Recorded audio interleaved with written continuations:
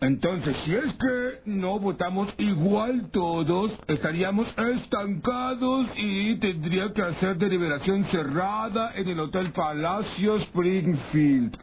No sueñes, Homero. Votemos, me está fallando el hígado. Pero nos daría gratis comida, piscina parabólica. ¡Uy, botanas gratis! La justicia no es frívola, Simpson. No tiene nada que ver con los alimentos chatarra. Ahora vamos a votar. ¿Cómo votaron todos? ¡Culpable! Bueno, ¿inocente se escribe con C? Claro. Solo hago lo que creo que es correcto. Y creo firmemente que el señor Freddy's Diamante es un hotel gratuito.